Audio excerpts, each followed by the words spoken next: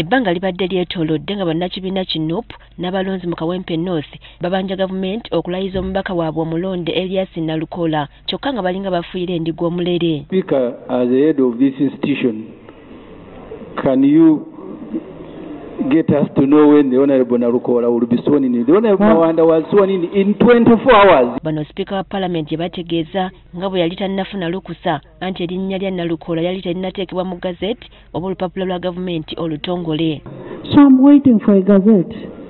I need to hear from Electoral Commission before I do a gazette. Kyaddaaki olunaku lw'eggulo kino kyakoleddwa era lututuukiridde Nalukola akakasizza bannakawempe nti awatali kulonzalonza kwonna sawa yonna waakulayizibwa. Era ndaba nti tewaliiwo musanvu gwonna gulemesa mukulembeze wammwe gwe mwalonda bannakawempe North okulayira.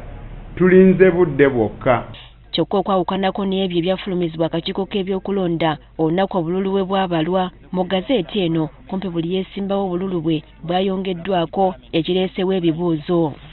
Okusinziira ku beesimbawo, Luyimba Elias Nalukola mu kusooka yali afunye obululu 1,776 kyokka nga mu gazeeti yaweereddwa obululu 1,739. Mukibi Sadat yali yafuna obululu 239 kyokka mu gazeeti yafunye obululu 253. Mulirwa Hanifa Kalad mu kusooka yafuna obululu 381 kyokka mu gazeeti yazze alina obululu 389. Nambi Farida Kigongo mu kusooka yafuna obululu 8593 kyokka mu gazeeti yafulumya alina obululu 958. Enjawulo mu miwendo gy'obululu okusinziira ku Nalukola eyinza okuba nga y'ensonga lwaki n'akakiiko kabadde kakyalemereddwa okumussa mu gazeeti nga waliwo ebikyekennenyezebwa.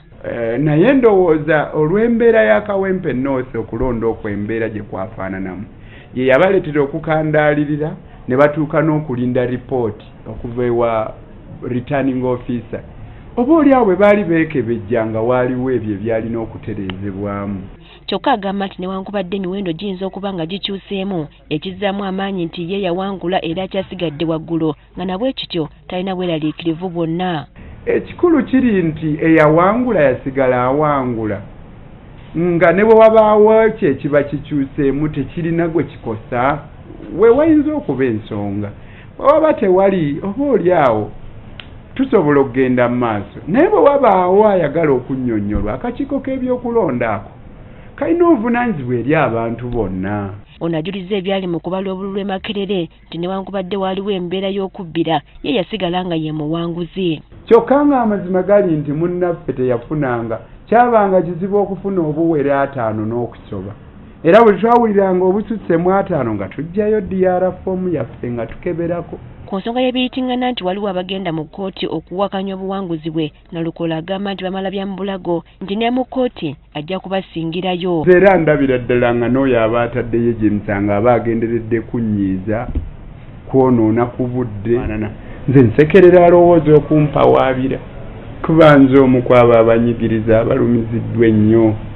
Tugezezaako okufuna akakiiko k'ebyokulonda okwongera okutangaza ku miwendo gy'obululu egyaweereddwa abeesimbyewo wabula ne beerema okubaako kye boogera. Kiteeberezebwa nti oluvannyuma lw'okufulumira mu gazeti Nalukola olunaku olw'enkya asuubirwa okulayizibwa singa Paalamenti etuula. Priska Namulema agaffeeyo ku Spark TV.